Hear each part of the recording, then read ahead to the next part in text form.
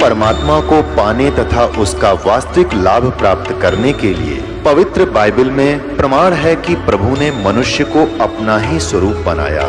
6 दिन में सृष्टि रचकर 7वें दिन विश्राम किया। कुरान शरीफ में प्रमाण है कि हजरत मोहम्मद को खुदा स्वयं कह रहे हैं कि मैंने तुम्हें उस परमात्मा की महिमा बताने के लिए भेजा है। वो परमात्मा कबीर है जिसने 6 दिन में सृष्टि रची तथा 7वें दिन तख्त पर जा विराजा। उसकी खबर किसी बाखबर से पूछकर तो देखो। कृपया अवश्य सुनिए जगत गुरु तत्वदर्शी संत रामपाल जी महाराज के अमृत वचन।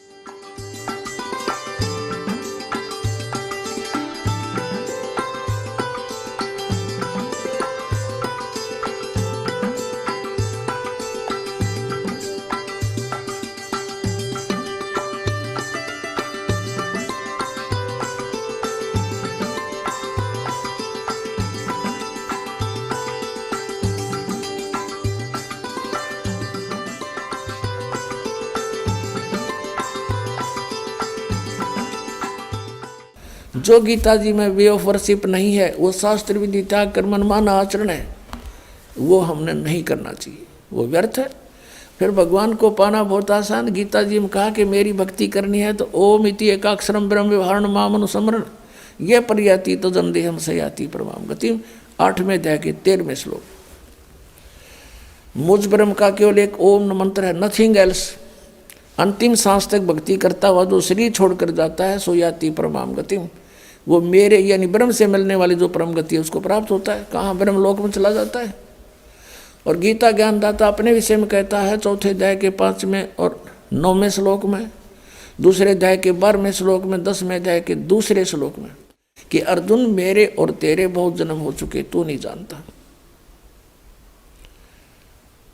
इससे सिद्ध हो गया कि गीता ज्ञानदाता भी नाशवान है, जन्म मृत्यु होती है, तो इसके उपासक भी इस दीर्घ रोग से ग्रस्त रहेंगे, परम शांति हो ही नहीं सकती जब तक जन्म मृत्यु है, शाश्वत स्थान इसको मिला नहीं।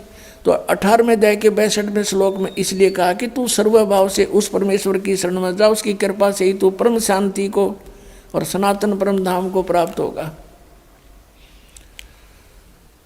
अब सनातन परम धाम जो सदा रहने वाला सतलोक को चला जाएगा, वहाँ परम शांति होगी। 8वें अध्याय के 5 और 7 श्लोक में कहता अर्जुन तो मेरी भक्ति कर मुझे प्राप्त होगा, पर युद्ध करना पड़ेगा, युद्ध भी कर। और युद्ध करने वाले को शांति कहाँ? तो ओम से शांति नहीं हो सकती। ओम का जाप ब्रह्म का, ब्रह्म कह रहा है मेरी प्राप्ति के लिए ओम जाप कर, युद्ध भी कर, करना ही पड़ेगा। और तुझे परम शांति चाहिए तो उस परमात्मा के पास जा, यहाँ कोई शांति नहीं है।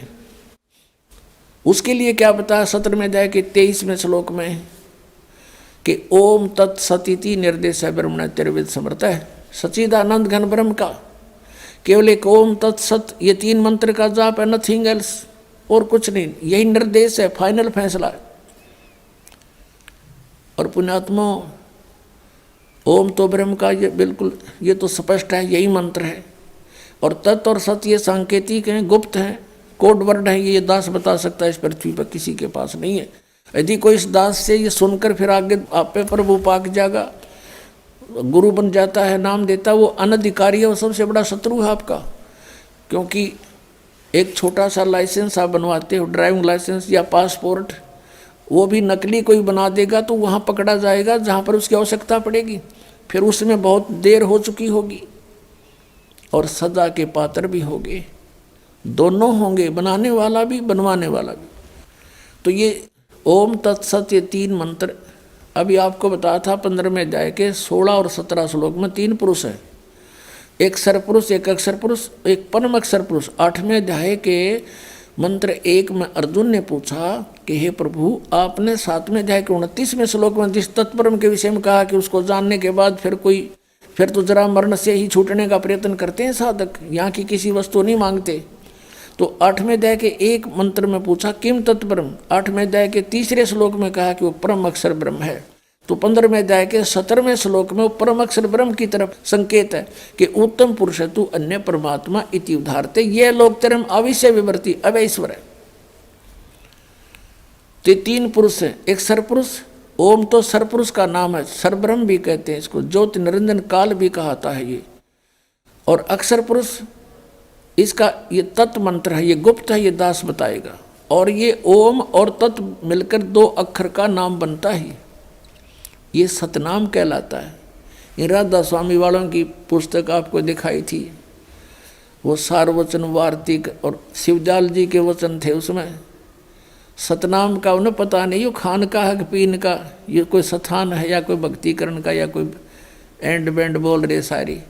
तो वो कहाँ के सतलोक जाएंगे, वो उनके अनुयायी कहाँ आँख नीचे बैठे हैं उन अज्ञानियों के पीछे, भूल लगी है भारी और जीवन व्यर्थ हो रहा उन भोली आत्माओं का। तो गीता जी में जो लिखा उसके अतिरिक्त हम जो साधना करते हैं वो शास्त्र विधि त्याग कर मनमाना आचरण है, उससे कोई लाभ होना ही नहीं। तो उस परमात्मा को जिसको हम पाने का प्रयत्न करते रहे और उसने स्वयं ही आकर ये ज्ञान बताना पड़ा। यहाँ क्या बताते हैं कि सेवक हो के उतरे इस पृथ्वी के माही, जीव उदाहरण जगत गुरु बार बार बलि जाहि। आदरणीय गरीबदास साहब जी कह रहे हैं कि उस परमात्मा के विषय में जो चारों वेद बताते हैं कि वो परमात्मा ऐसी लीला किया करता है और ये अज्ञानी लोग उनको समझ नहीं सके क्योंकि इनकी साधना शास्त्र अनुकूल नहीं थी। और वेदों में लिखा कि वो परमात्मा सतलोक से चलकर आता है और कवियों की तरह आचरण करता है और निराकार की तरह है वो, इनको निराकार निराकार कहने वाले। तो वेदों में जो ज्ञान है वो परमात्मा की महिमा लिखी हुई है और उन वेदों में लिखी वर्णित जो व्याख्यान हैं उनके ऊपर कबीर देव, कबीर साहब, काशी वाले, बनारस वाले ये ही खरे उतरते हैं। तो यही हमारे भगवान हैं। तो परमात्मा पाने में जरा सी भी देर नहीं होगी जब हमें ये विश्वास हो जाएगा कि ये परमात्मा है। सब वेद गवाही देते हैं, आंखों देखा संत गवाही देते हैं और ये है way of worship, nothing else. फिर हमारे पास शेष बचेगा क्या? शंका जो है इस जीव की सबसे बड़ी शत्रु है और जब तक शंका समाप्त नहीं होंगी भक्ति हम कर नहीं सकते, क्योंकि करते रहेंगे लेकिन बीच में कोई ना कोई आके आपको डिस्टर्ब कर सकता है कि ऐसा नहीं है, ये तो ऐसा है भगवान। आप जब शंका रहित नहीं हो तो उसकी मान लोगे। ऐसे हम अभी तक इन नकलियों के पीछे लगे रहे। किसी ने जरा सा कोई भिन्न सा ज्ञान सुनाया उसको छोड़ उसके पीछे, उसने जरा सा कुछ भिन्न ज्ञान सुनाया उसे छोड़ उसके पीछे और अपना जीवन नष्ट कर गए, क्योंकि इनको कोई ज्ञान नहीं था इन ऋषि महर्षियों को। अब परमात्मा पाने के लिए ये पता होना चाहिए कि हमारा कौन भगवान है और कहाँ प्रमाण है। अब ये सैकड़ों प्रमाण दास ने दे दिए।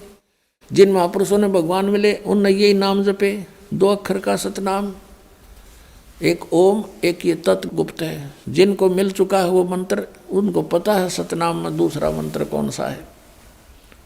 ये है 2 अक्षर का मंत्र और ये सतनाम है। राधा स्वामी वालों को सतनाम का कह का भी नहीं पता, ये कहाँ मोक्ष होगा।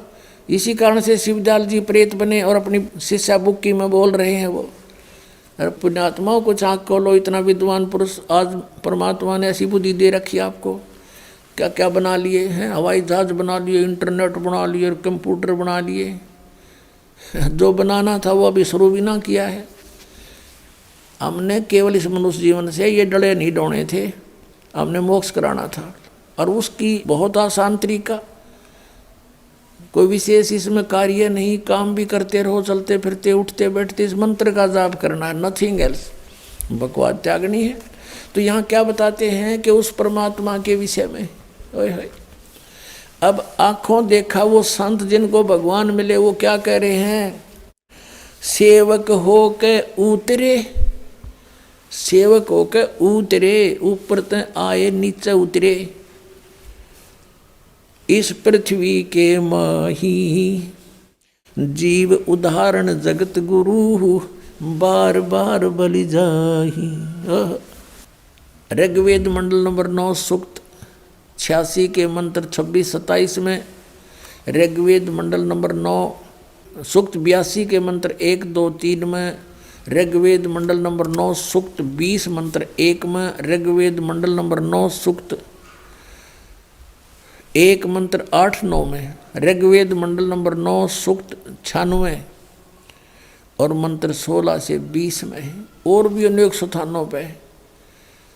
और ऋग्वेद मंडल नंबर 9 सूक्त 94 के मंत्र 1 में ये स्पष्ट किया कि वो परमात्मा कवियों की तरह आचरण करता हुआ पृथ्वी पर विचरण करता है, घूमता है, वो इधर उधर है, और सतलोक से चलकर आता है, दृढ़ अच्छे आत्मा को मिलता है और वो तत्व ज्ञान का उपदेश करता है।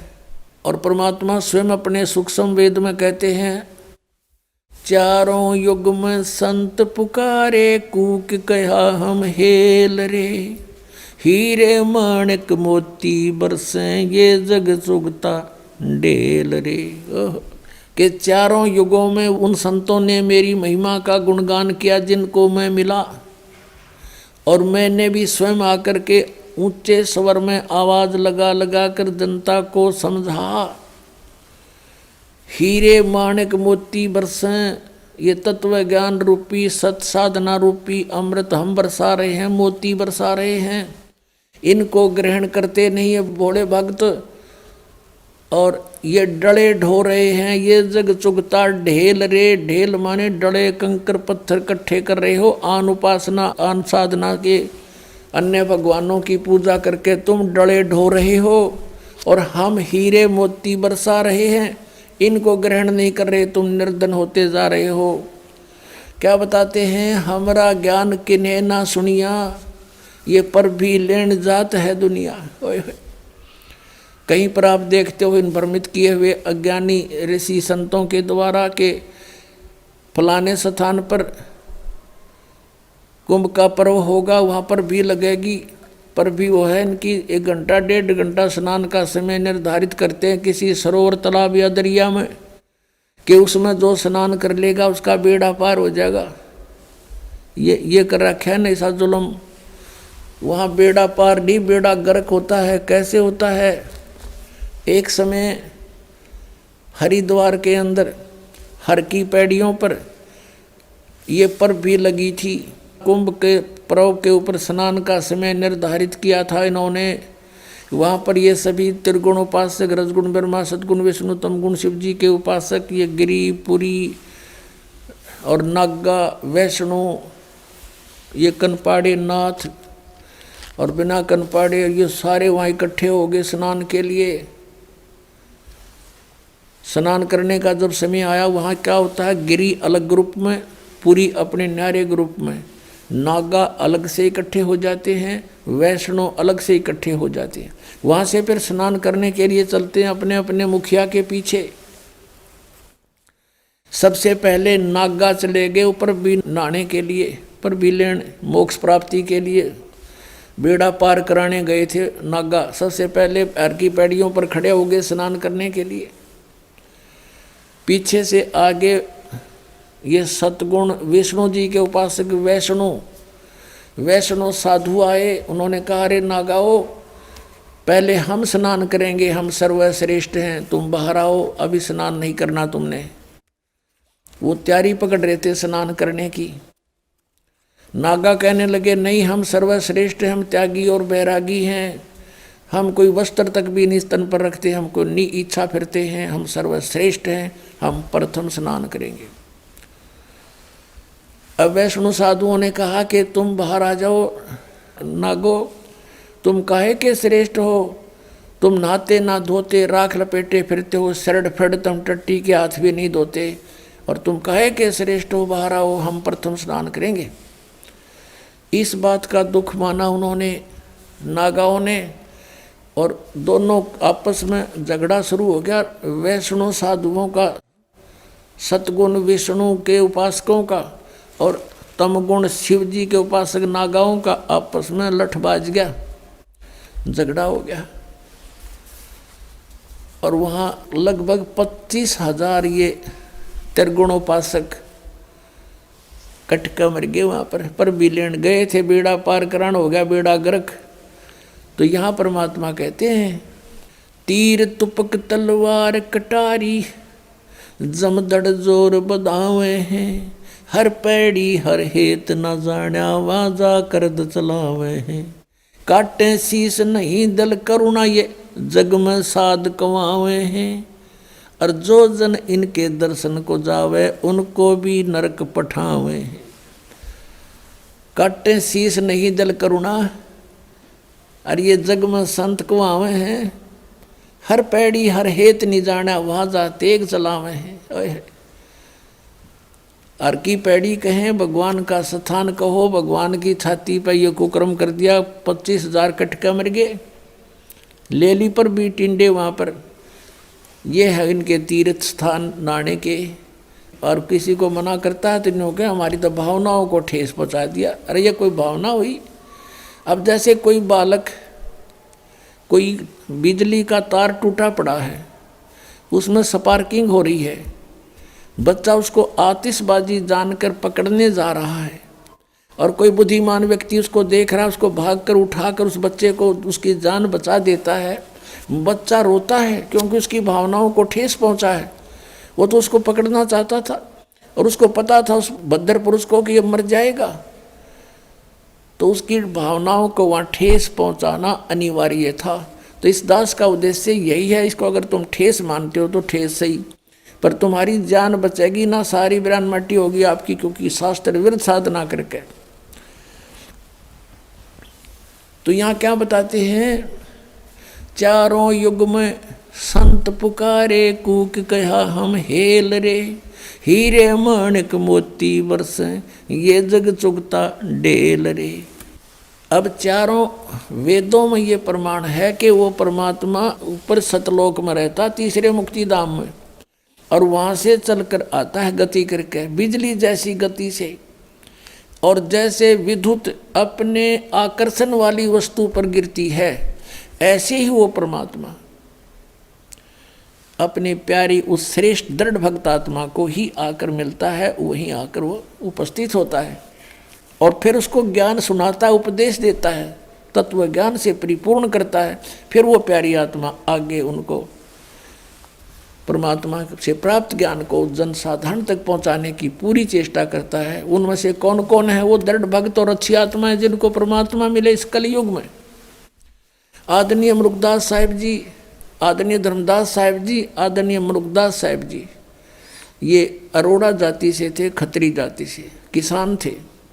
और आदरणीय दादू साहिब जी, आदरणीय नानक साहिब जी, दो सिख धर्म के प्रवर्तक हैं, लेकिन ये भी कालूराम मेहता खत्री यानी अरोड़ा जाति से ही थे और सिख धर्म के प्रवर्तक यही माने जाते हैं।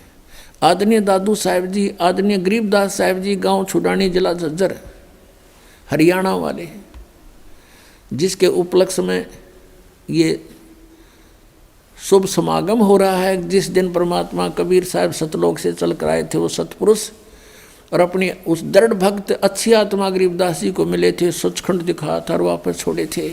ये वही समागम हो रहा है। आदरणीय गीसा दास साहिब जी, गांव खेखड़ा, जिला मेरठ, उत्तर प्रदेश वाले, इनको भी ऐसे ही मिले थे और 3 दिन तक इस गीसा साहिब जी का भी ऐसे ही स्थिति रही थी, बेहोश पड़े रहे थे। गरीबदास साहिब जी को भी 8-7 घंटे तक ऐसे ही मृत मान लिया गया था और ऐसे दादू साहिब जी भी 3 दिन तक बेहोश पड़े रहे थे। ऐसे ही नानक साहिब जी भी 3 दिन तक उनको अंतर ध्यान कर दिया गया था, उनके शरीर को कहीं रख दिया गया था परमात्मा द्वारा और सचखंड दिखाकर, सतलोक दिखाकर अपने से परिचित करके बेई नदी से लेकर गए थे, फिर वापस छोड़ दिया था। उसके बाद उस महापुरुष ने अपनी नौकरी त्याग दी, परमात्मा का प्रचार किया, 12 वर्ष तक घूम घूम के परमात्मा से प्राप्त ज्ञान का, और फिर 16 वर्ष तक बैठ के अपने घर पे साधना की। परमात्मा ने संकेत कर दिया था कि बहुत हो गया, अब अपनी भक्ति करो, पीछा छुटवाओ, अब आने दो समय, फिर देखेंगे। अभी सतनाम उनको दे दिया था आदरणीय नानक साहब जी को, लेकिन आगे ना देने की प्रतिज्ञा करा दी थी कि किसी को नहीं बताना भी, नहीं तो इन काल के दूतों नकली पंथों के हाथ में लग जाता है सतनाम 2 अक्षर का। आज इन्हें कह खगा भी को नहीं पता सतनाम है क्या। परमात्मा ने ऐसा गुप्त रखा और आपके लिए खजाना खोल दिया। अब इस एक सेंटेंस, एक पवित्र वाणी को आपके समक्ष सरलार्थ करने के लिए कितना उदाहरण देने पड़े। कौन सी वाणी को? ओए होए, सेवक होकर उतरे इस पृथ्वी के माही, जीव उदाहरण जगत गुरु, बार बार बलि जाही। पुण्यात्मा, आप तो बालक हो और काल के इस नकली सुख की भांग पिए पड़े हो। जिसका बालक बिगड़ जा, निकम्मा हो जा, शराब स्वरूप पी के किसी गिरा पड़ा हो, तो पिता को माता को पता लग जाए, दौड़े जाया करे, उसने लाओगे, उठा समझा बुझा के नवावन दुआएंगे, उसको कोई ऐसी औषधि देंगे जिससे उसकी शराब उतर जा, क्योंकि वो उसके हमदर्द हैं। तो हम सभी काल की भांग पिए पड़े हैं। कबीर साहब कहते हैं, कबीर ये माया अटपटी और सब घट आन अड़ी, किस किस न समझाऊं या कुआ भांग पड़ी। सब एक प्रकार की बातें बोलते हैं, इनमें माया दिखाई देती और कुछ भी ना दिखता। इनको मालूम है कि वो व्यक्ति करोड़पति था, 1 सेकंड में मृत्यु होगी। अब कहाँ गया वो करोड़पता, उसके साथ कहाँ गई वो माया।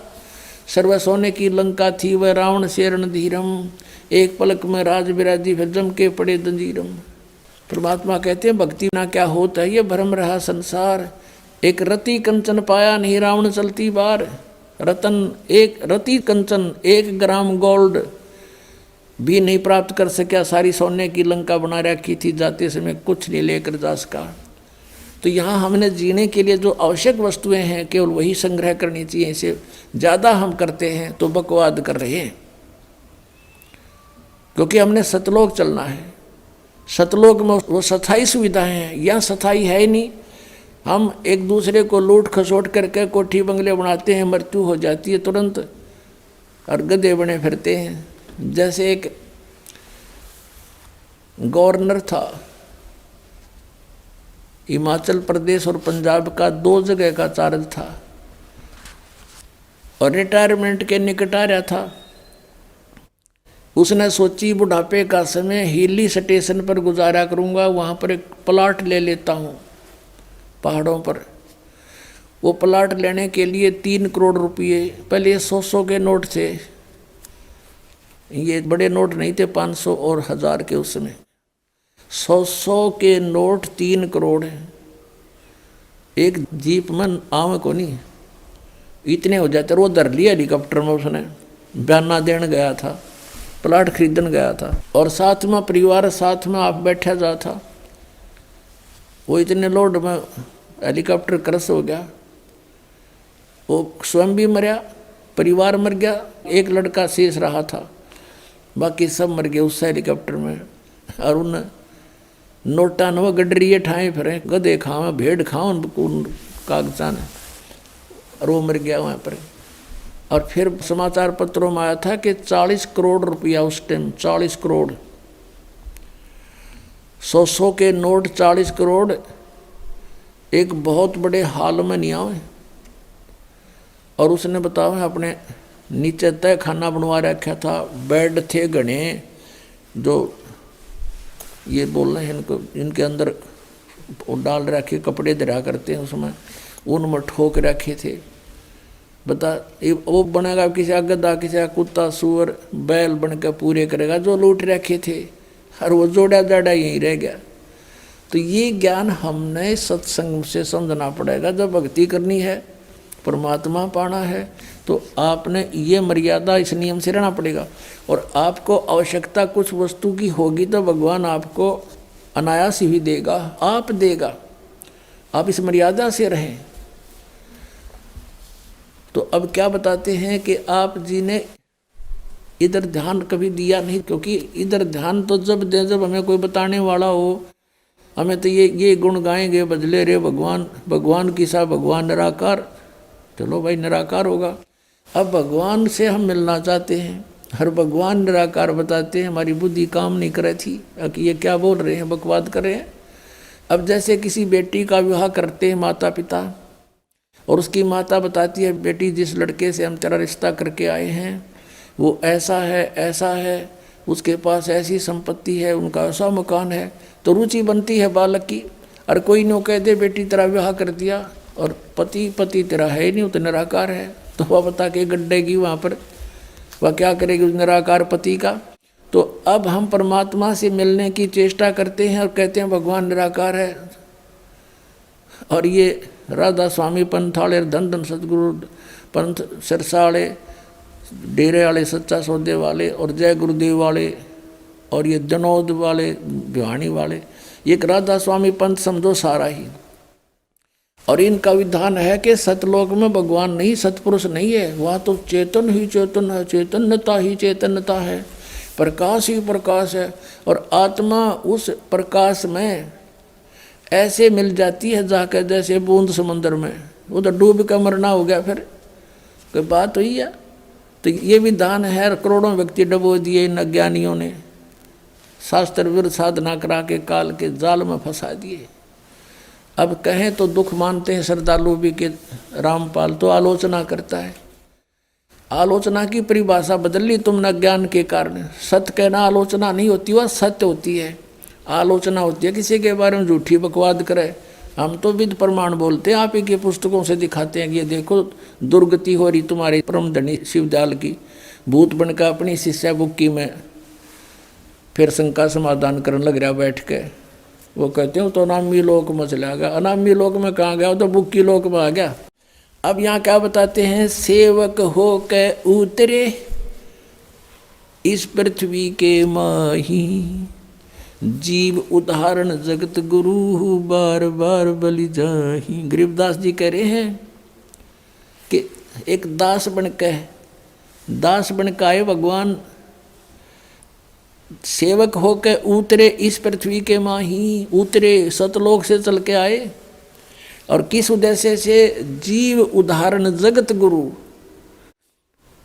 और कहते हैं बार बार बलि जाऊं मैं। गरीबदास जी कहते हैं बलिहारी जाऊं इस परमात्मा के ऊपर जो किसे दयालु हैं, कैसे दयालु हैं। सतलोक से इतने सुंदर लोक को छोड़कर हमारे लिए यहाँ आते इस गंदे लोक में जहाँ पर आहार भी उपलब्ध नहीं ढंग का।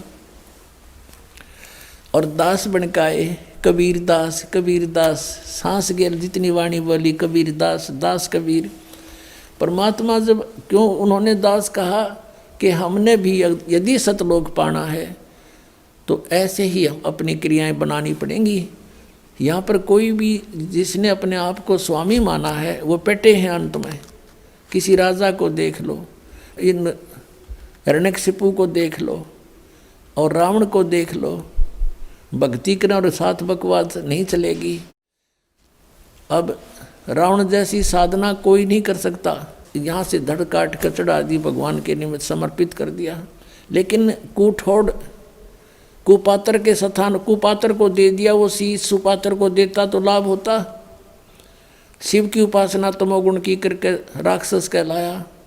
गीता जी अध्याय नंबर 7 के श्लोक 12 से 15 में स्पष्ट किया है, तीनों गुणों की उपासक रजगुण ब्रह्मा सदगुण विष्णु तमगुण शिव जी की जो साधना करते हैं वो राक्षस स्वभाव को धारण किए हुए मनुष्यों में नीच दूषित कर्म करने वाले मूर्ख, वो मेरी भक्ति भी नहीं करते, गीता ज्ञानदाता कहता है।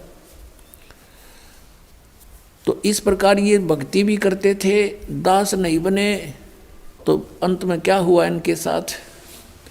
तो यहाँ क्या बताते हैं, सेवक हो के उतरे और इस पृथ्वी के माँ, जीव उदाहरण जगत गुरु बार बार बलि जाम। अपने प्यारी आत्माओं का उद्धार करने के लिए वो जगत गुरु यानी सबका गुरु, सबको तत्व ज्ञान देने वाला केवल एकमात्र कबीर जी हैं और वही परमात्मा है। अब फिर बताते हैं वो कहाँ आए, काशीपुरी कष्ट किया उतरे अदर आधार, अदर आधार यानी ऊपर तो नीचे आए। मोमन को मुजरा हुआ वहाँ जंगल में दीदारे। मोमिन यानी उस नीरू नामक मुसलमान जुल्हे को परमात्मा ने जंगल में दर्शन दिए, लहर तारा तालाब पर। अब उस परमात्मा का कितना सुंदर शरीर था। कोट कर्ण शशि भाने शुद्ध आसन अदर विमाने, परसत पूर्ण ब्रह्म को शीतल पिंड और प्राणी। अब परमात्मा का कहते हैं ऊपर आसन अधर विमान, सतलोक में तो उस परमात्मा का ऐसा शरीर है, करोड़ सूर्य करोड़ चंद्रमा, ऐसी शोभा है।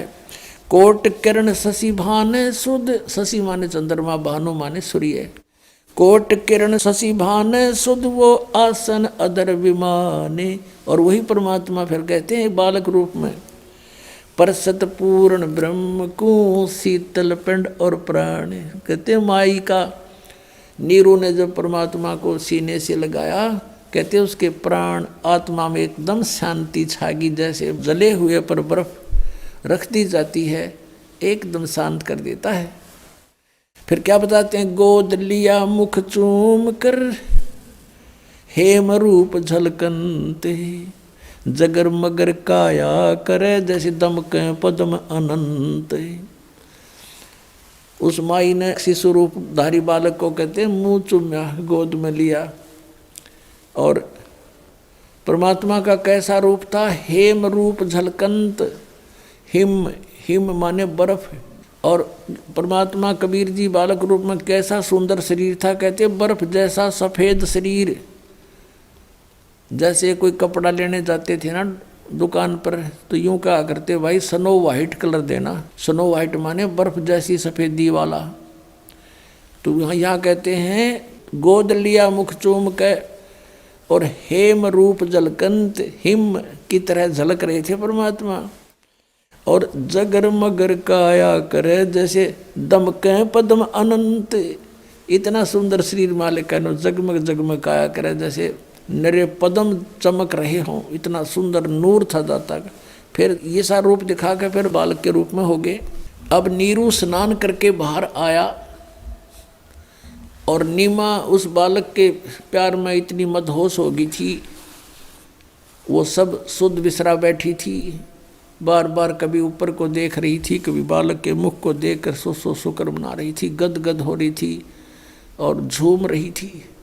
अब उसने देखा कि नीरू ने अपना आइडिया लगाया कि पहले हम हिंदू थे, हमें बाई फोर्स मुसलमान बना दिया। अब हिंदुओं से हमारा लिंक नहीं, मुसलमानों में ऐसी अभी कोई हमारी पकड़ नहीं। अब हम इस बच्चे को घर ले जाएंगे, लोग कहेंगे कहाँ से लाए, हम कहेंगे कमल के फूल पे। लोग कहेंगे कमल के फूल पर बालक विराजमान हो ही नहीं सकता, ये झूठ बोल रहे हैं। और कहेंगे पूछेंगे इनका माता पिता कौन है, उसको वापस देकर आओ, हमें पीटेंगे छेतेंगे, हमें घर से बाहर निकाल देंगे, बच्चा भी छीन लेंगे, अनाथालय में दे देंगे। गुणात्माओं परमात्मा के मार्ग में यदि आपने कदम रखना है तो इसमें अविश्वास नहीं होना चाहिए। जैसे क्योंकि बगैर ज्ञान के व्यक्ति तो कुछ भी बोल सकते हैं, वो कह सकते हैं कि कमल के फूल पर बालक हो ही नहीं सकता, वो रुक ही नहीं सकता। भगवान ने पृथ्वी रोक रखी बगैर किसी स्तंभ के, बगैर किसी सपोर्ट के, और ये घूम रही है खुद भी और वैसे भी घूम रही है ऐसे। तो परमात्मा क्या नहीं कर सकता। फिर भी आपको एक उदाहरण बताते हैं। इस दास को क्रोथा कांड के झूठे केस में जेल में कुछ समय व्यतीत करना पड़ा। वहाँ पर एक कर्मचारी था, यानी वार्डन था, जिस वार्ड में मुझे रखा हुआ था। तो वो आते थे, चर्चा करते थे, पूछते थे महाराज कारण क्या हुआ, सब उनको सच्चाई बताते थे। वो भी परिचित हुए सच्चाई से, एक सचमुच आपके साथ तो ये राजनीतिक षड्यंत्र है, हम भी अब बहुत महसूस कर रहे हैं। तो फिर ज्ञान चर्चा होती थी, तो हमने कहा कबीर इज गॉड, ऐसे ऐसे वो अवतरित हुए, कमल के फूल पर आए। तो उससे पहले वही वार्डन, वो पुलिस वाला कह रहा था, 2 दिन पहले चर्चा चल रही थी, कहने लगे जी हमारा एक मित्र है पुलिस वाला, उसके घर पे एक बथुआ है। बथुए का पौधा आपने देखा होगा, 1.5-2 फुट का होता मैक्सिमम। हमने तो इससे बड़ा देखा नहीं था। वो बता रहा है कि बथुए का पौधा 10 फुट ऊंचा है, 10-11 फुट, और नीचे से उसका पेड़ जो है तना लगभग 3-4 इंच मोटा है, और वो सदाबहार है, यानी पूरे वर्ष वो हरा भरा रहता है। उसके पत्तों का साग बनाकर खाया जाता है। अब हमने तो अविश्वास हुआ नहीं भी होगा, हो सकता कोई बड़ी बात नहीं। अब फिर एक दिन ये चर्चा चली जब इस दास के साथ के भाई परमात्मा कमल के फूल पर आकर विराजमान हुए, तो यहाँ आकर वो अड़ गया न, बोला जी यह बात नहीं समझ में आती आपकी, और सारी मान लेंगे, लेकिन कमल के फूल पर बालक कैसे रुक सकता, वो तो बिल्कुल पत्ते से होते। मेरे फिर वह बात याद आएगी। मैं कहने लगा भगत एक बात बताओ, आप परसों बता रहे थे कि आपके एक मित्र के घर पर एक बथुआ है और वो 3-4 इंच मोटा उसका तना है और 10 फुट ऊंचा लंबा है। ये संभव हो सकती है? कभी देखा तो नहीं, हमने तो 2 फुट से ऊपर कभी बथुआ देखा नहीं। हम किसान परिवार में जन्म हमारा, और आप ये कह रहे हो कि ऐसा था। वो भी मान रहे हैं कि परमात्मा कुछ भी कर सकता है, उसकी बुद्धि सेट होगी तुरंत। जब एक 10 फुट का बथुआ हो सकता है तो क्या कमल का फूल इतना स्ट्रॉन्ग नहीं हो सकता जिस पर बालक लौट जाए? तुरंत मान गया, ने बोला जी हो सकता है, 100 हो सकता है। न्यू पे चल रहे थे हम, आप पे कह रहा है ऐसा बथुआ देखा, जब मैं न्यू को नहीं मान सकता, मैं वो तो बथुआ इससे ऊपर होता ही नहीं, तो वो मान गया। तो पुण्यात्मा ऐसे हमने सध्यात्म मार्ग को समझना है, इसमें इम्पॉसिबल नहीं होता कुछ भी। एक उदाहरण बताते हैं, कबीर परमात्मा का एक साधक था। हम कैसे साधक हैं, हम भगवान के ज्ञान को अवश्य सुनते हैं लेकिन मनमुखी तुरंत हो जाते हैं। अब वो साधक घर छोड़ कर जंगल में पहाड़ पर जाकर बैठ गया और वहाँ दिन रात भक्ति कर रहा था, साधना करता था। एक दिन वो क्या करता था, वहाँ से नीचे उतर कर आता था, एक सरोवर था नीचे, थोड़ा पहाड़ से नीचे की तरफ, पहाड़ी पर ही था, बना हुआ था, लेकिन वो और ऊंची पहाड़ी पर रहता था। वहाँ आकर स्नान करता था और जल भर ले जाता था अपना करमंडल में। एक दिन वो बीमार हो गया, इतना असहाय हो गया कि वो स्नान करने मुंह धो नहीं सकता था, और मुंह धोए बिना वो भगवान नहीं बच सकता था। इस तरह की अपनी अटकल बना रहा था। तो वो रोने लग गया बहुत बुरी तरह, हे भगवान मैं मुंह धोऊंगा कैसे, मुंह धो नहीं सकता, आपको याद कैसे करूंगा, ऐसे तड़प कर रहा था। अब कहते हैं दारी मेरे संत की मोह से मिटे नहीं अंश। अब उसके लिए परमात्मा ने क्या किया, इतनी जबरदस्त वर्षा कर दी कि पूरी पृथ्वी पर जल ही जल हो गया, कम से कम 200 400 फुट ऊंचा। और फिर वो जल उस पहाड़ी के निकट पहुंचा जहां वो संत बैठा था। इतना निकट कर दिया वो जल कि उसने ऐसे देखा, अरे जल यहाँ आ गया, अरे वर्षा इतनी अच्छी होगी। और उसने फिर मुंह धोया, मुंह धो के पानी पिया। फिर उसने देखा कि ये तो सब कुछ नाश हो गया, प्रलय होगी। फिर उसको आकाशवाणी हुई कि तेरे लिए ये करना पड़ा मुझे। तब रोने लग गया, ये भगवान मुझ पापी के लिए इतना अनर्थ हो गया, सारी जनता मर गई मालिक। कहते उसी एक्शन एज इट इज कर दिया, जो कहते हूँ एज इट इज, जैसे जो जहाँ काम कर रहा था एज इट इज कलम पकड़ थी तो कलम में पकड़ा बैठा वहाँ पर। तो यहाँ के बारे में कहते हैं मौला थल से जल करे और जल से थल कर देत, साहेब तेरी साहेबी अब श्याम कहूँ अक्सवेत। परमात्मा 1 सेकंड के कुछ क्षण में भी पूरी पृथ्वी पर जल ही जल विनाश कर सकता है। और दूसरे अक्षर में जो का तू आपको जैसे यहाँ बैठे हो ऐसा ही बैठा दे। आपका याद भी ना हो मेरे गल बनी थी क्या, इतना सामर्थ्य परमात्मा में है। और हम इन अनाड़ियों के कारण, अज्ञानता के कारण, शास्त्र विरुद्ध साधना करने के कारण, परमेश्वरीय लाभ से वंचित रहने से हम ये सोच बैठे हैं ऐसा नहीं हो सकता, ऐसा नहीं हो सकता। और ये अगर मगर जो है ये हमारे भक्ति मार्ग को समझने में बहुत बड़ी बाधा है। परमात्मा के मार्ग में कभी भी अविश्वास नहीं होना चाहिए। एक कथा सुनाता हूँ। इस दास को जब तक ये ज्ञान नहीं प्राप्त हुआ था तब ऐसे ही कोई जैसा भी कोई ज्ञान देता उसको उसका सच्चाई लगता था हमें। हमारे घर पे हमारे किराए के ऊपर एक आर्य समाज का एक व्यक्ति रहता था। वो टीचर था, वो शास्त्री बताता था अपने आप को, और बहुत अच्छी नेक आत्मा था, बोलन बतलाने का स्वभाव ठीक था उसका। तो फिर मुझे उपदेश प्राप्त हो गया। पहले जब हम चर्चा करते थे उससे तो वो कुछ भी कह देता था, उसकी बात को मानते थे। वो महर्षि दयानंद का पुजारी था। जब दास को ये ज्ञान हुआ, सन 1988 में नाम प्राप्त हुआ, तो 1989 में 1 वर्ष बाद दास ने क्या सोचा कि ये भक्ति बोध जो आपको देते हैं मंत्र, ये नित्यनेमकरण की पुस्तक, ये छपवाई। इस दास ने कुछ पुस्तक छपवाई 2000 या जैसा भी, और वो छपवाई इसलिए थी कि गुरुदेव को दे देंगे और वो भक्तों को आगे फ्री बांटते हैं। अब वो जब वो ऊपर एक हमने पूजा स्थल बनाया था 15 बाई 5.5 का, गैलरी के ऊपर अलग से सेपरेट बना था। उसमें खिड़कियां लगाई थी, एक शीशा टूटा हुआ था। उन खिड़कियों के बाहर की साइड में लोहे की जाली लगानी थी। ये मच्छरों से बचाने की होती है ना जालियां, लोहे की जाली। तो ये दास से उसका साइज नाप के ले गया। वो थी, चौड़ाई तो थी 2 फुट 8 इंच, ऊंचाई थी 4 फुट। अब 2 फुट 8 इंच मैंने ऐसे 2 और फिर डैश ला के 8 इंच के ऊपर 2 डैश ला के अपनी इस इंजीनियरिंग भाषा में लिख रखी थी।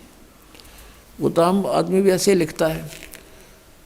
तो वो जा कर के मैंने एक लोहे वाले दुकानदार से दे दी कि भाई ये जाली तैयार कर दे इस साइज की। मैं कुछ और सामान ले आता हूँ। स्कूटर ले रखा था मैंने, छोटा 2 व्हीलर मोटरसाइकिल टाइप। मैं सामान आगे से कुछ और लेकर आया तो उन्होंने उसके नौकर ने वो जाली काट के पैक करके रखी। उसकी पेमेंट करके दास चल पड़ा। घर पे आया, बड़ा लड़का छोटी उम्र का था, 13-14 वर्ष का होगा, और एक और किराएदार रहता था वहीं पर, बिहार साइड का था वो। उनसे कहा कि भाई तुम दोनों जने ऐसे करो, ये जाली लगा दो। उसमें सिर्फ लगा के कील ठोकनी थी और कुछ नहीं करना था। तो वो दोनों लगाने लगे, वो जाली लगाने लगे तो वो चौड़ाई में छोटी थी 8 इंच, उसके काटने में फर्क रह गया। धोखे से ना 2 फुट 8 इंच की बजाय 2 फुट काट दी और ऊंचाई से ही काट दी। उन्होंने मुझे बताया, लड़के ने फिर उसने दोनों ने कहा जी ये जाली तो छोटी है। मैं भी छोटी कैसे हो सकती है, मैं नाप के देख रहा हूँ नाप। मेरे सामने उन लगा के दिखाई 8 इंच छोटी। फिर मैंने ऐसे करके देखा, मैं कदे दूसरी तरफ चला दी, वो यूँ तो फिर और ज़्यादा अंतर था। दूसरी फिर देखा, दूसरी भी ऐसी। अब वहाँ जहाँ मकान बना रखा था शहर, वहाँ से काफ़ी दूर था, 3-4 किलोमीटर की दूरी पर। मैंने सोचा फिर देखेंगे, अब समय नहीं है। सुबह उठकर जल्दी अपनी ड्यूटी पर चला गया। उनने पीछे से उठा कर वह स्टोर में फेंक दी उनकी माँ ने जाली। अब फिर ऐसे ही फिर कुछ दिनों के बाद क्या किया, पुस्तक छपवाई भक्ति बोध, और वो ऊपर रख दी उस पूजा स्थल में, तख्त के ऊपर।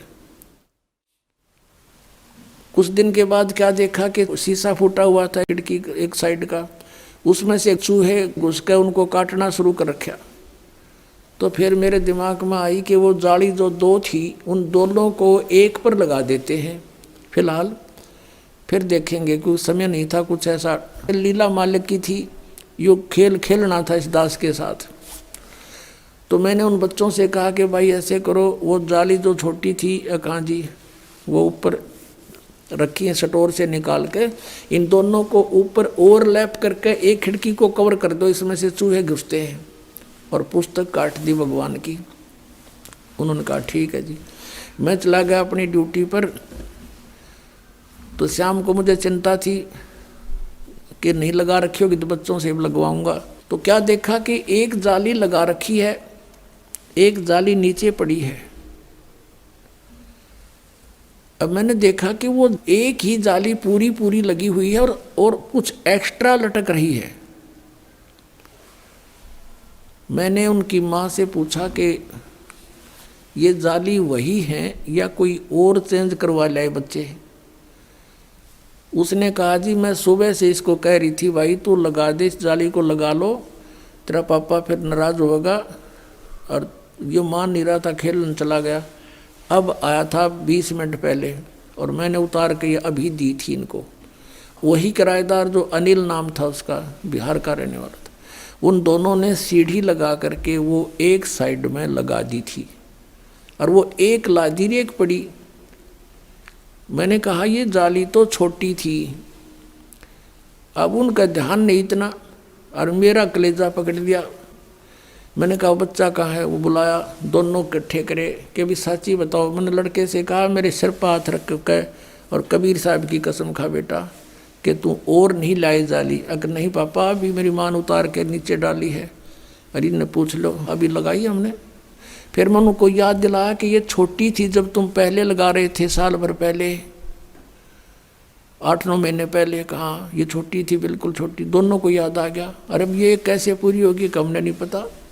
एक ये पड़ी, उनको जंग लगा हुआ थोड़ा थोड़ा। एक रेनी सीजन ऊपर का उतर गया था उसका, वर्षा का मौसम भी ऊपर का उतर चुका था। पुण्यात्माओं, वो दिन है आज। ये दृढ़ हो गया इस दास को कि परमात्मा जो चाहे सो कर सकता है। हमने सुना था द्रौपदी का चीर बढ़ा दिया, परमात्मा ने दास की लोहे की जाली बढ़ा दी।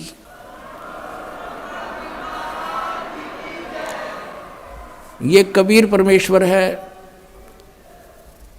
जिसने लोहे की जाली को भी बढ़ा दिया इस दास को दृढ़ करने के लिए। अब दूसरी फिर उठाकर देखी, दूसरे पर लगाई हुआ, उस पर पूरी आ गई। पूरी के बाद भी 6 इंच एक्स्ट्रा नू लटक रही है। अभी तक थी वो, अब तो पता नहीं उतार दी होगी। ये सन 1989-90 की बात है। अब पुण्यात्माओं, उस दिन के बाद इस दास का जीवन बदल गया कि परमात्मा जो चाहे सो कर सकता है। अब उसके बाद उस आर्य समाज के उस दयानंद के चेले तो बात हुई, शास्त्री था वो। मैंने ये सोचा कि देख कितना अच्छी आत्मा का आदमी, हर कित फंस रहा है यो। उससे जब चर्चा होती थी पहले कि द्रौपदी का चीर बढ़ा दिया, हम तो भगवान कृष्ण ने मानना थे, श्री कृष्ण ने बढ़ा दिया, तो वो कहा करता कि ये सब बकवाद हैं, ये कभी हो सकता है? अब बढ़ा के दिखाओ कोई मुझे। वो तो वैसे श्री कृष्ण तगड़े थे, सूरवीर थे, जाकर धमका दिया होगा, खबरदार छोड़ दो इस लड़की ने, चीर बढ़ा करें कदे, तो हम ये भी मान लेते चल ऐसा हो गया होगा पहले। और जिस दिन से ये मालिक ने ये दया बख्शी, हम कैसे माने उस मूर्ख की इस बात को? तो फिर मैंने ये सोचा कि इसको समझाऊं अच्छी आत्मा का, शायद ये बात मान ले। क्योंकि पहले वो हर तरह एक बिल्कुल अच्छा आदमी लग गया था, बोलन में, बतलान में, विनम्र भाव में, और अच्छी सुलझी हुई बात किया करता था। मैंने सोचा कि इसका कल्याण हो जा, बता दूं। मैंने उसको प्रार्थना की, अपने वहाँ बुलाया, अलग बैठक थी, और उसे चर्चा की, क्या आप मानते हो कि द्रौपदी का चीर बढ़ा दिया था भगवान ने? बोला नहीं, ये कैसी बातें करते हो आप, ये हो ही नहीं सकता। मैंने कहा जी देखो, वो तो चलो पुरानी बात होली, हुआ या ना हुआ, लेकिन मेरे सामने हो गया, ये मेरी लोहे की जाली बढ़ गई और 8 और 6 14 इंच बढ़ गई है लोहे की जाली। ने बोला मैं नहीं मानता। मैंने उनकी बच्चों की माँ बुला ली, वो दोनों बच्चे बुला लिए कि बताओ भाई कैसे हुआ। उन्होंने सारी बता दी, सच्चाई ऐसे हुआ। ने बोला मैं नहीं मानता, अब करके दिखाओ। अब बता भाई, कौन समझाओ सनाडी ने? मैं चुप हो गया। मैं तो जमा, और लाल आँख होगी कोती, कहते इतना शरीफ दिखा था, और कोती बहुत ज़्यादा यानी क्रोधित सा हो गया। हमने सोचा भाई क्यों लड़ पड़ेगा, चुप हो गया मैं नहीं बोला। फिर मैं इस बुद्धू ने भी क्या बताऊँ। हम 4-5 जने गवाही दे रहे हैं, यो एक उस अज्ञानी महर्षि की बात पढ़ा बैठा है। उसने ये देखा कि भाई ये कुछ महसूस कर गया, बोला नहीं। मैं बोला नहीं, फिर क्या बोलूँ, पसूत है। मैं चुप हो गया। उसने सोचा भाई जैसा भी उसके मन में आया, फिर वो बोला देखो आप इंजीनियर हो, एजुकेटेड हो, कोई मूर्खों को तो बहका भी दे, ऐसी बातें कर दे, आप कैसी बातें कर रहे हो। देखो मैं बताता हूँ महर्षि कैसे होते हैं।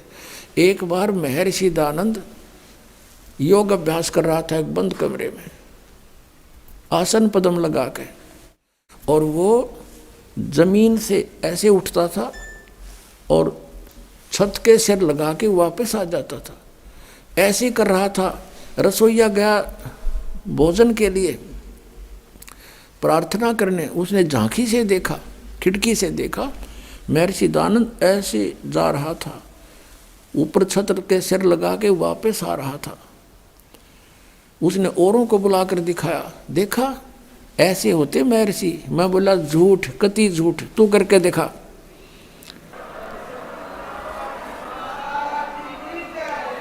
मैं बोला अब करके दिखा। ओडे का मुंह हो गया। ने हो गया तू घना सियाना बना दिया कबीर पंथिया ने, वो पहले वाला रामपाल ना रहा। मैं पहले वाला ना रहा, मैं तारे मूर्खा ही सारी बात मान्या करता। मेरी आंखें के साथ भी तेरी तू अभी उसी घेसी पेटी बातों को बोल रहा है। तो पुण्यात्माओं, परमात्मा के मार्ग में अविश्वास नहीं होना चाहिए। एक 2 साधक थे, एक 40 वर्ष से साधना कर रहा था, बड़ी बड़ी दाढ़ी बढ़ा रखी, बैठक पति परमात्मा प्राप्त दिखाई दे था। एक 4 वर्ष से साधना प्रारंभ की थी, नौजवान बच्चा था। एक देवदूत आता था भगवान के दरबार से, उन दोनों से मिलता था, घंटों भगवान की बातें चर्चा करके दोनों से। वो रहते थे अलग अलग, एक इधर एक दूसरे पश्चिम में, एक पूर्व में, गांव के नगर के। दोनों के पास चर्चा करके जाता था। एक दिन उस देवदूत ने भगवान से कहा, भगवान विष्णु से, कि भगवान आपके 2 भगत बड़े अटल हैं, आपके ऊपर पूरा विश्वास करते हैं। विष्णु जी ने देखा, ध्यान दृष्टि से कहा कि नहीं, उनमें से एक भक्त है, एक भक्त नहीं है, वो ढोंग कर रहा है। तो देवदूत ने कहा कि भगवान वो होगा जो अभी 4 वर्ष से लगा है, कि नहीं, जो बहुत पुराना लगा हुआ है वो भक्त नहीं है, वो विश्वासी नहीं है। देवदूत को ये समस्या आ गई कि शायद भगवान ने समझा नहीं होगा ढंग से। कहने लगा जी इधर पूर्व की साइड में बैठा है ना, वो दाढ़ी बड़ी बढ़ रही है, बड़ा वो है, 40 वर्ष से लगा हुआ, आपका पक्का भगत है। कहने लगे वही तो भगत नहीं है, भगवान बोले। अब वो देवदूत उसके मुंह का नहीं देखा, मालिक के मुंह का नहीं, भाई कैसे बोल रहे हैं परमात्मा। तो विष्णु ने कहा कि आपको मेरी बात पर विश्वास नहीं हुआ। देवदूत ने कहा भगवान ये तो नहीं हो सकता कि आपकी बात अविश्वसनीय हो, लेकिन मेरी बुद्धि छोटी है, ये काम ना कर रही। तब विष्णु जी ने कहा कि आज तू थोड़ा सा देर से मिलने जाना उनको, और वो कारण पूछे तो उनको ये बताना। अब ठीक है। वो सबसे पहले गया तो उससे के पास जिसने सही भगत मानना था, 40 वर्ष से भक्ति कर रहा था, उसके पास गया तो उसने पूछा उस बड़े भगत ने कि देवदूत आज तो बहुत देर कर दी, 2-3 घंटे लेट आए, क्या बात होगी, स्वस्थ तो हो। तो देवदूत ने कहा कि भगत क्या बताऊं, आज तो भगवान ने ऐसी अनहोनी कर दी। परमात्मा ने दिन के 1 बजे और एक अनहोनी लीला करनी थी, उसको देखने के लिए रुका रहा मैं। क्या करनी थी कि एक हाथी को और सुई के उस सुराख से निकालना था, सुई के सुराख से निकालना था, धागा डालने का सुराख होता सुई में, उसमें से हाथी निकालना था। और मैं उसको देखने के लिए रुक गया। उस 40 वर्ष वाले साधक ने पूछा फिर क्या हुआ, कि भगवान ने सचमुच हाथी को सुई के धागा डालने वाले सुराख में के निकाल दिया। वो क्या कहता है कि देवदूत ऐसी झूठ बोल किसी के जच जा, ऐसी बकवाद नहीं करा करते, ये कभी हो सकता है? अब देवदूत उसके मुंह का नहीं देखे, डांगर बोल की है, दिखा ऐसा भगत, इस पर विश्वास नहीं भगवान का। वो तो उठ कर चल पड़ा, भाई भगवान ठीक कह रहे थे, ये तो नरा पशु है, खाम खांडले ढो रहा है। जब इसने न विश्वास नहीं, भगवान क्या नहीं कर सकता, फिर क्या फायदा इस भक्त का। अब उठ के गया वो 4 वर्ष वाले के पास, उसने तो वहाँ तो सोचा था कि वो तोड़ के मैं एंड बैंड बोलेगा, जब मैंने युज कर दिया था। अब उसने भी यही प्रश्न किया कि देवदूत आपकी इंतजार कर रहा था, पलक बिछाए बैठा था, आएंगे आप, आते हो, चर्चा हो जाती है परमात्मा की, दिल लगता है। आज आप बहुत देर कर दी, मैंने सोचा था आज नहीं आएंगे, आज का दिन तो हमारा व्यर्थ हुआ। क्या कारण है देवदूत इतना देरी करने का? उसने फिर यही बताया कि दिन के 1 बजे परमात्मा ने एक लीला करनी थी। और भाई कमाल कर दिया, भगवान ने तो हद कर दी कि सुई की सुराख के अंदर से हाथी निकाल दिया, भाई अचरज कर दिया। अब वो कहता है कि ये कि अचरज है, देवदूत भगवान निकाल दे पूरी पृथ्वी ने सुई की नोक में गए, भगवान क्या नहीं कर सकता। तब उसने देवदूत ने उस 4 वर्ष के साधक को सीने से लगा लिया और कहा, धन है तेरे माता पिता जिससे जन्म हुआ, तू है भाई सच्चा भगत, भगवान ठीक कह रहे थे, तू 1 नंबर का भगत है। जिसमें विश्वास नहीं भगवान का, और परमात्मा भी कहते हैं क्या हुआ भक्ति करने जब मन में नहीं विश्वास, क्या फायदा उस भक्ति का। परमात्मा जो चाहे सो कर ही, सतगुरु जो चाहे सो कर ही, 14 कोट दूत जम डर ही, ऊत भूत जम त्रास निवारे, और चित्रगुप्त के कागज पाड़े। बोलो सतगुरुदेव।